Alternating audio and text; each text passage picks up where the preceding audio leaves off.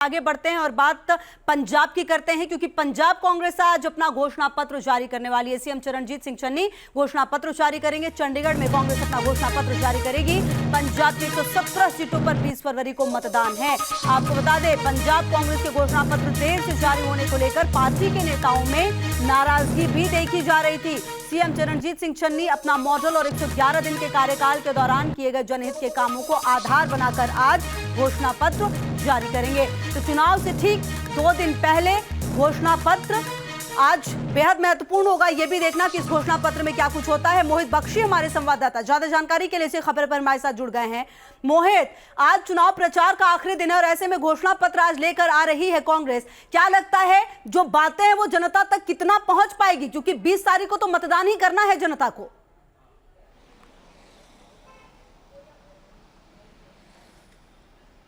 जी, कहीं ना कहीं बहुत देर कर दी मेहरबा आते आते वाली स्थिति हो रही है। लेकिन घोषणा पत्र लाने की एक देरी से लाने की वजह एक ये भी हो सकती है क्योंकि पिछली बार जो घोषणा की थी उन पर कितना अमल हुआ ये भी बताना पड़ता, क्योंकि जो सबसे बड़ी यहाँ पंजाब में जो सेंटिमेंट्स है वो बेअदबी के मामले में सजा देने की बात थी, वो ये कह के ठीकरा फोड़ दिया गया। नवजोत सिंह सिद्धू हो, चरणजीत सिंह चन्नी हो कि कैप्टन अमरिंदर ने नहीं किया। तो कैप्टन अमरिंदर के चेहरे की सबसे बड़ी तस्वीर पिछली बार जो थी मैनिफेस्टो पे थी।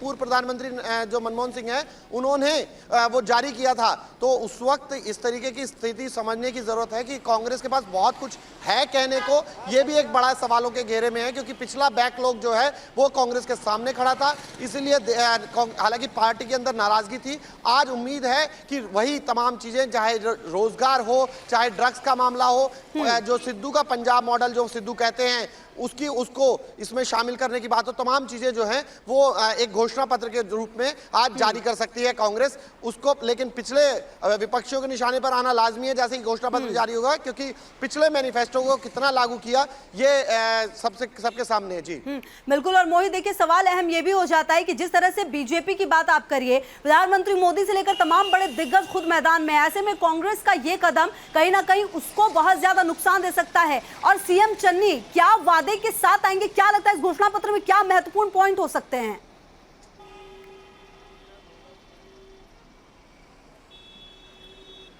देखिए, पंजाब के लिए जो कांग्रेस मॉडल लाने की बात करे उसमें रोजगार है, उसमें महिलाओं का कहा जाए सशक्तिकरण है, तीसरा जो सबसे महत्वपूर्ण है वो ड्रग्स का मामला है। ये तमाम चीजें ऐसी हैं जो पिछली कई मैनिफेस्टोस में चली आ रही हैं सभी पार्टियों के।